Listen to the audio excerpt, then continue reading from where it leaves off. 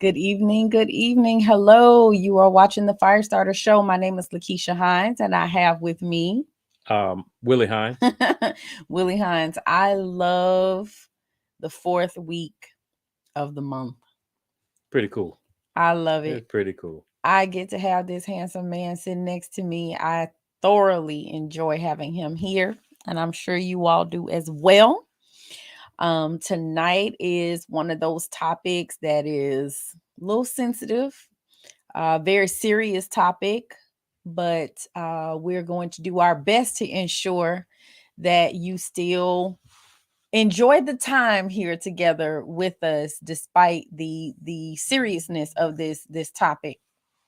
Um, I think being a parent of a child with special needs or being a caregiver of a child or an adult with disabilities brings many, many challenges.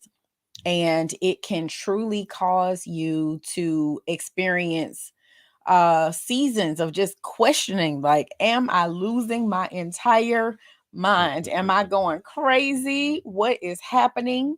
And many times I think you feel very isolated and alone, like nobody else gets it, and nobody else understands.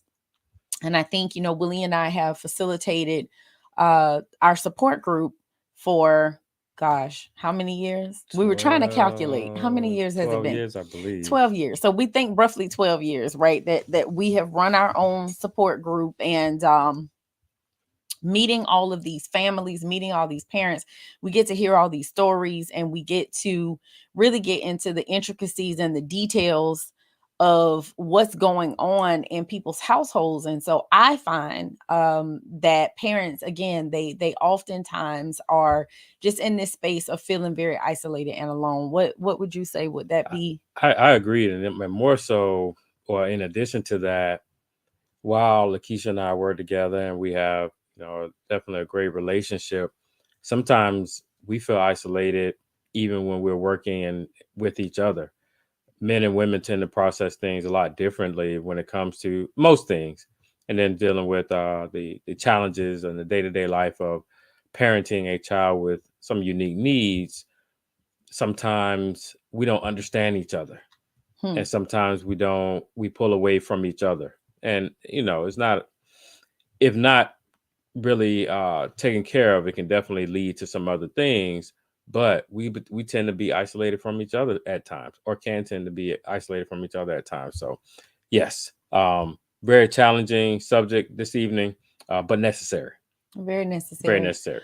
And I think you were getting ready to tap into something else, which is what happens with husbands and wives, what happens with couples, and how again, being a caregiver, having a child with a chronic healthcare condition or disabilities can really wreak havoc on your relationship. And so, one of the things that we're very passionate about is about keeping families together, about Yes. keeping couples together, and helping them to work through the challenges that come up, that come with being a parent of a child with special needs. So, what we want to do tonight is talk to you about the difference between depression and fatigue, because that's something else that we hear all the time, right? From the families that we work with. They're tired, they're exhausted, they are really, really exhausted. And a lot of times we will just write that off and say, of course I'm tired, Yeah. right? Right. I've been getting up for the past 15 years with 15 this years in the kid, middle of the night. waking up in the middle of the night, and then may go back to sleep for an hour. Then you got to get up again and go to work and be functional. It's a lot. So you've been doing that for all that time. Of course you're tired. Your sleep is being interrupted every single night.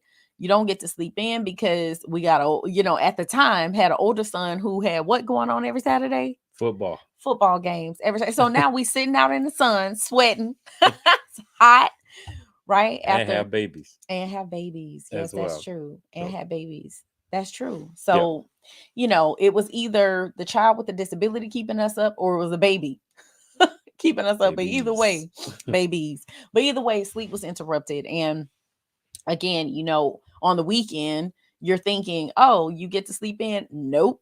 Nope, because we at somebody's sporting event and Sunday we trying to be at somebody church. So it was just an ongoing thing. So of course you're exhausted. And so one of the things we'll talk about is how depression and fatigue mirror each other. They actually look very, very similar to each other. And so what we want to urge each and every one of you to do is, if you feel that there's even a slight possibility that you might be depressed, we're begging you to go and get help. We're begging you to speak with your primary care doctor and have them do an evaluation, an assessment, help them walk you through that or refer you out, whatever needs to be done, Hmm. but so that you get the help that you need. We also want to put a disclaimer out here because we're not doctors. So what's our disclaimer? We are not clinicians. We are providing some information and just some things that you can try to do to alleviate some of that fatigue and or depression. But the number one thing is seek help. In our environment, we are advocates for our children all day, every day. We're asking you to be an advocate for yourself, Hmm. which is extremely important. And again, we're not here to diagnose you. We're just telling you what the research says, what the experts say. These are signs and symptoms. And if any of this resonates with you, we're saying follow up with your doctor. We rather you contact your doctor and they say, oh, you're good, nothing to worry about, versus you don't contact them and there is something to Hmm. worry about. And we don't want you to wait until it's too late, till you're in a crisis, to then reach out for help. All right. So let's dig in.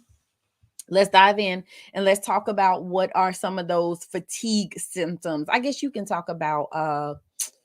um you can talk about fatigue, and I guess I'll talk about depression. Or do you Okay. want me to talk about depression? Whatever you want to do, baby. All right. Well, let's start with let's start with the difference between fatigue and depression. I think that's really important. So fatigue is, I want to go out and do things, but I'm just too tired. Like my body won't let me get up and go. I cannot seem to pry myself up out this bed. It's feeling so good. I have no energy. I'm tired. I want to go, but I just physically cannot go. Depression is, I'm so tired and so just worn out and I'm sad and I don't want to go out and do anything. So if we were able to differentiate it in the most common basic way, it would be that one has desire to do something, one has zero desire to do anything, but both are tired, right? So it's really about that, again, about that desire. So with depression, some of the signs and symptoms of depression: anxiety, or actually these are symptoms. I don't want to give you symptoms yet. I want to give you signs: dizziness, muscle weakness. There could be tender, swollen lymph nodes in your neck or your armpits, sore throat, digestive problems, chills, night sweats, food allergies, sensitivity to light, irregular heartbeat, shortness of breath. Now, one of the and now this is again chronic fatigue syndrome can make you feel some of these symptoms, right? Obviously making you tired and Hmm. and all of that. But another one is insomnia, like having difficulty sleeping or sleeping, overly sleeping, Yeah. right? And so just being too tired, too exhausted to just do basic things like taking a shower, going to work, cooking, doing the laundry, just going to the store, like literally having difficulty getting up out of the bed. It also can cause pain, muscle aches, joint pain, headaches, and in some cases, blurry vision, seeing spots. Sometimes there's memory or concentration lapses. You might feel foggy or just unable to remember details. Okay. So that list that I gave you before of dizziness, muscle weakness, all of those things, these are symptoms that can be caused by chronic fatigue syndrome. Okay. So hopefully that's clear for you with the signs and symptoms of chronic fatigue syndrome. Depression. Again, we said the major difference between the two of those is that with fatigue, you have a desire to do but can't. Depression, you don't have a desire to do anything. It's a mood problem. And depression can be ongoing, it can be chronic, it could be kind of isolated at times, the depression, and sometimes it can cause, and the major thing that can cause is just a deep and ongoing sadness. Um, could have mood swings at times when you're depressed.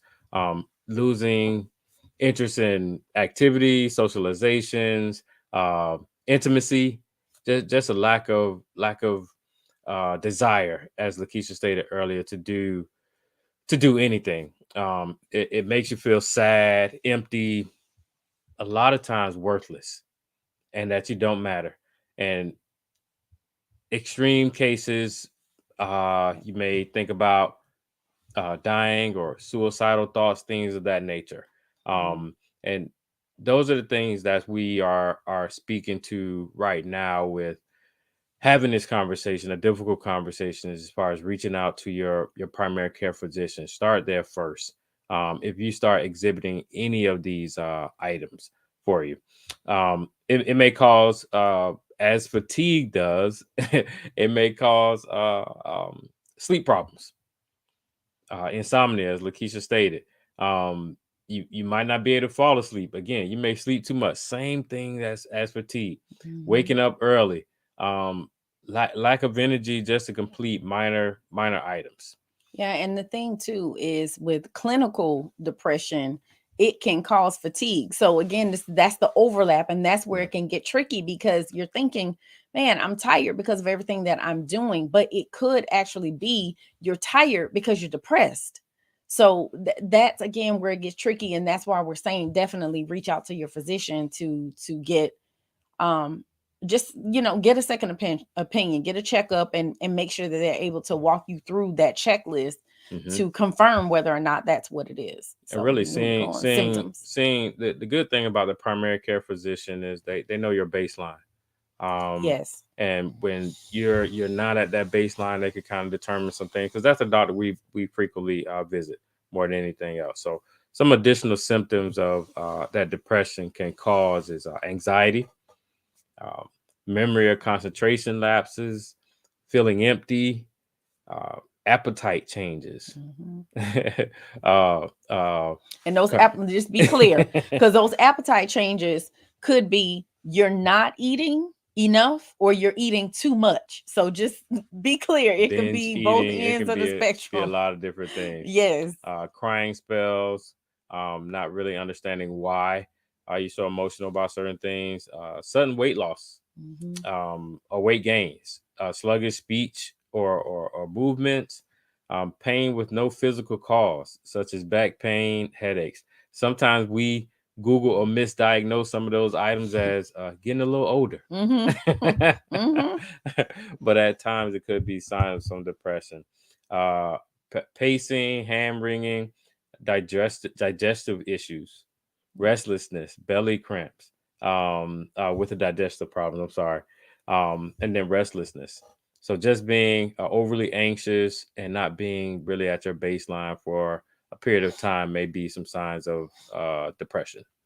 Yep. So again, just more about those overlaps between the chronic fatigue syndrome and depression. So again, we talked about fatigue, we talked about sleep problems, just that lack of energy, pain could be on both sides, depression or chronic fatigue syndrome, digestive problems, headaches, memory lapses, difficulty concentrating. So again, when you start listing these symptoms, if you use Dr. Google, you could misdiagnose yourself, which is why we're saying go to your physician, right? To get that professional opinion because they know what to look for, they know what questions to ask.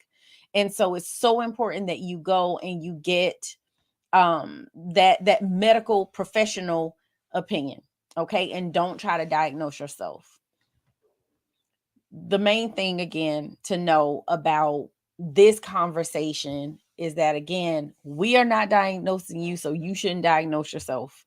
All But you right. definitely do need to take this very seriously because when people do not, oftentimes it's too late when they finally do try to get help. And so we're trying to say, hey, let's catch it early. Just like with cancer, hey, early intervention is the best. So we're trying to make sure that you're focused on that early intervention. So we do want to give you a couple things that we think may help you.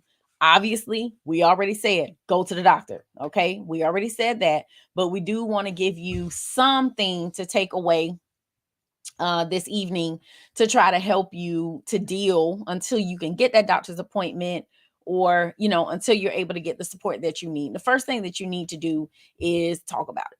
First thing you got to do is talk about it, and that kind of goes back with the doctor as well, right? You need to have a conversation with the right people. Hmm. Like, so you could talk to your friend about it, you can talk to your spouse about it, there's nothing wrong with that, but they can't diagnose you and they can't tell you what you need. And even talking to your pastor at church, that's beautiful, they can pray for you, that's amazing, but you still need to talk to someone who can get you the help and get you the support that you need. Talking about your feelings is critical. You want to make sure that you do that so that you can get the help that you need. And it's something from a personal standpoint that I had to understand and learn. Not being a very talkative person naturally, as it seems when you talk about feelings for myself and a lot of men, it's a sign of weakness. But going through this process of having a child with disabilities and being what I felt was fatigue over the many years of sleepless nights, I'm sure some forms of depression were creeping in at times. Just not wanting to be alone, not wanting to open up the blinds or curtains, just wanting to kind of, but and masking it with I just need some rest. I just need some Hmm. me time. But it was signs of depression that I was going through, and being able to open up with the advocacy work that we do allowed me to understand myself a little bit more when I'm not at my baseline, and just talking some things out truly helps. Yeah, and I think, again, we just talked about this recently, and I too know that I went through some bouts of depression when, first of all, I had a very traumatic delivery with our son with disabilities. It was a lot of trauma surrounding that. And so I had some postpartum depression after I had him. And then with everything going on with his medical situation, with his disability, with his self-interest behaviors, with his inability to communicate, with the fact that, I'm changing diapers for a teenager, or a middle Yeah. schooler, someone who should be completely independent, toileting. It really can mess with you mentally. And so I know that, especially when his self-interest behaviors were through the roof, I know that I went through periods of depression, because it's just like I didn't understand it, I don't know how to fix it. Helplessness. Helplessness. Yeah, I want to make it better for him, because obviously this isn't good for him, and not knowing what to do. Like, it was a lot, and it's very overwhelming. And so sometimes as parents and caregivers, we feel like, we assume that people don't want to hear what we're going through, that they don't want to know what we're talking about, and it's too much for them and they can't handle it. But we do need to talk to them, because they're not going through what we're going through. They're removed. So they're able to see the big picture of things. You're in it. So you can't see the big picture, but they're outside of it. So they can see every aspect of whatever it is that you are willing to share with them. They get to see the big picture, and they can say, yeah, you know what? This seems like it's just a situational type of thing. Or they can say, you have completely changed, you're a completely different person, you need to get some assistance. Because what we write it off as too is not just exhaustion and not being tired, what you're talking about, that's one of them, but I'm stressed. We Yep. just write, oh, I'm just stressed out, and of course I'm stressed. Everything that's going on with my son, with my daughter, of course I'm stressed, and we'll just write it off as that. But that may not be what it is. That may not be all it is. And Right. so we can't just assume that that's what it is and brush it off. One way to know if you might be depressed is a change in your self-talk, and that was one of the symptoms we didn't talk about, right? So if you're typically a positive person, typically, the grass, I'm sorry, the you see the silver lining in things, the Hmm. glass is, Half half full. full versus half empty, but then all of a sudden you move to these negative statements and always and absolutes. Oh, this always happens or this never happens. And you find yourself replacing sometimes and often with always and never. That's a sign that you may be, heading into depression or that you are depressed. So, you have to, that's why it's important to talk to the people around you because they know you. They know you. And as you said, they know your baseline and they can tell when things are different. So definitely talk about it. The second thing, duh, right? It's Just kind of what we're saying. This entire conversation is get help. talking about it is getting help. And there are ways. Again, I just I don't want to beat a dead horse, but just getting with your primary care physician. Sometimes counseling and things of that nature can get quite expensive, and there are places for that, absolutely. But starting with your physician or any doctor that you may visit, just have those conversations. Again, they want to hear from you. Mhm. They anybody in that clinical role are there to serve, and they may maybe taking care of a specific ailment, but they're there to serve you as a complete person. So please share, get that help from those professionals. And again, they may be able to refer you out. They may be able to talk to you about some things, but it just you get that help. Get that Yep, help. absolutely. Okay. So another reason why, you know, caregivers may put off getting help is because, oh, I don't have time, I don't have the resources. You were talking about how much it costs. Hmm. You talked about how expensive it is, but guess what? Sometimes you have to use what you got to get what you want. So you may be at your OBGYN appointment, tell them about it. So they may refer you or give you some community-based resources that might be able to help you. There may be a clinic that is offering support at a discounted rate or even free of charge, whatever the case may be. But you could be going for your overall general health exam with your primary, or wherever you are that you are getting some examinations of medical care done. Have that conversation. You could be at the doctor's office, at the pediatrician, with your child with special needs, and let them know, hey, this is what I'm feeling, this is how I'm thinking, and I'm not sure if there's something going on. They know somebody that they can refer you to. I will say this: the interesting thing about sharing is 99% of the time you're not the only one. Mm-hmm. So it goes back to that feeling isolated. If you talk about it, that physician knows, has encountered, has spoke to someone in a similar situation as yourself, Mm-hmm. and can refer you or say, "Hey, I know someone, and this is kind of what they tried." So they're there to listen. Exactly. And so when you do get with a counselor, even if you can't afford to go once a week for 6 months or twice a week, whatever the case may be, get whatever sessions you can get. They may be able to give you some coping strategies to help you until maybe your insurance situation changes. Also, there's so much help out there now. There's support groups that are out there. I mean, we have a support group, Yes. but there are support groups that are specific to what it is that you're going through. So there's support groups that are out there for parents who were depressed, right? So join a support group. Many times those are free. And so you can get support and you can get yourself in a community of people who understand what you're going through, Yep. and that you guys can support one another. All right. The next thing, we want to encourage you to reclaim your joy. It is so important that as parents of children with disabilities, that not only do we recognize how depression is having an effect on our families, but we also understand what a gift it is when we get help and when we get support, because we infect everybody Hmm. around us when we are not in a good space, Yep. right? So it literally is a gift to our children, to our spouses, to our friends, to our community, to everyone when we get support. And this is an analogy that I use all the time. When you get onto an airplane and the stewardess is making those announcements about what you should do should the pressure change in the cabin on the plane, and the oxygen is lacking in that space, she will say there will be an oxygen mask that will come out Hmm. of the ceiling, And you need to put your own oxygen mask on first before you try to support anybody else, including your children. And I always look around to see the people who have children with them when they're making that announcement, because all the moms, I think, kind of look at each other like, no, I'm putting a mask on my baby first.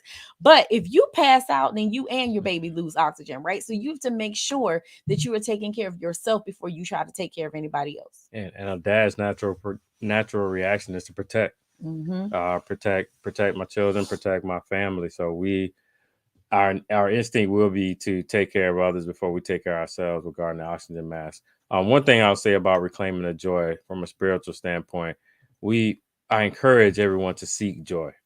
Seek joy versus happiness. Happiness is a result of things happening around us. So everything happening around us, not always going to be good.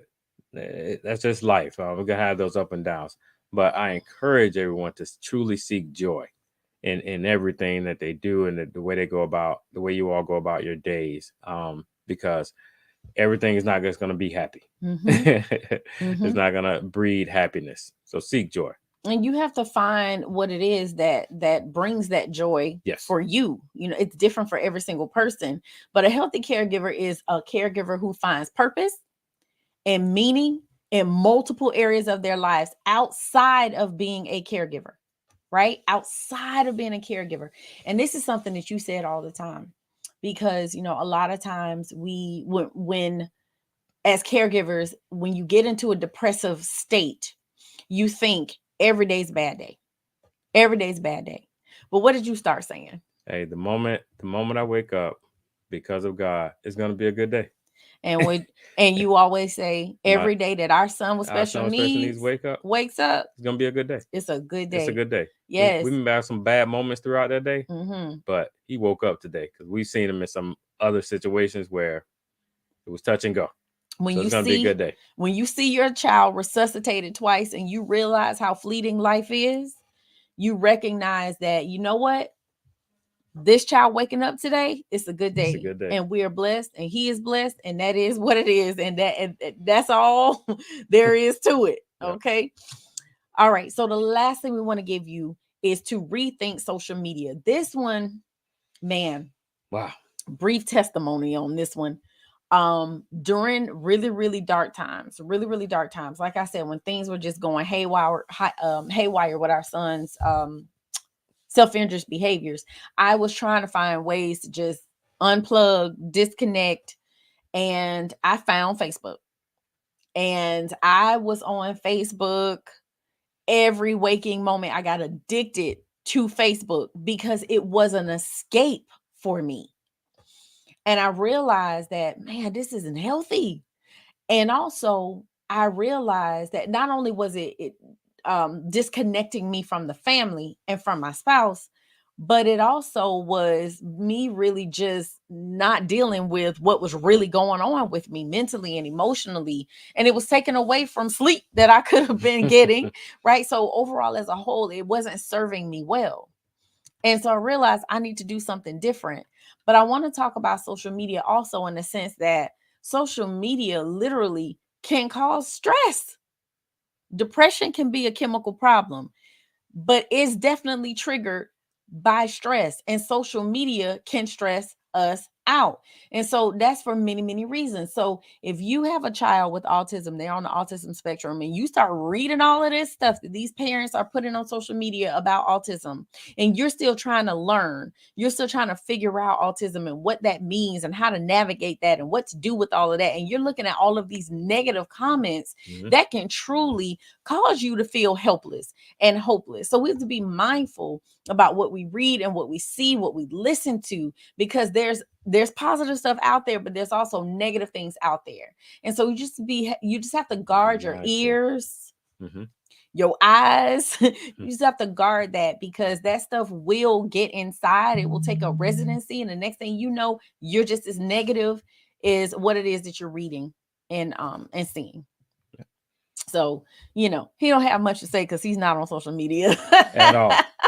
at all. Made my So, first post last week. Yes, and it was about our son. So I will say that again, I'm not saying that social media is bad. It Yeah, does serve a purpose, but everything absolutely. within moderation. And you just want to make sure that it is encouraging you, uplifting you, inspiring you, and not draining you, depressing you, stressing you. All right. So again, please, please, please, if you have even the slightest doubt in your mind about whether or not you're suffering from depression, we are asking you to reach out to your medical professionals. Today is Thursday, so you can call first thing tomorrow morning. Most offices open up between 8:30 and 9 a.m. Set an Yep. alarm, so a reminder on your phone so you get it done, but reach out for support. And we're here. You can always come to support group. You can go to our Yes, website, we're virtual. www.support the number 4 caregivers with an s.org, and you can check out those dates. And we have virtual and face-to-face groups, and it is completely free. So whatever it is that you are needing in terms of resources, you can also go to the contact us page and you can fill out a questionnaire there. You can set up a call Schedule a with us, call with us. whatever you need to do, but we're here to support you in any way that we can. So we want to say thank you for watching. We appreciate you, and we hope you enjoy the rest of your week and have a wonderful, wonderful weekend. All right. Take care, everyone. Take care. Same time next week, 7 p.m. Thursdays, Eastern Standard Time. We'll see you here. All right. Bye bye.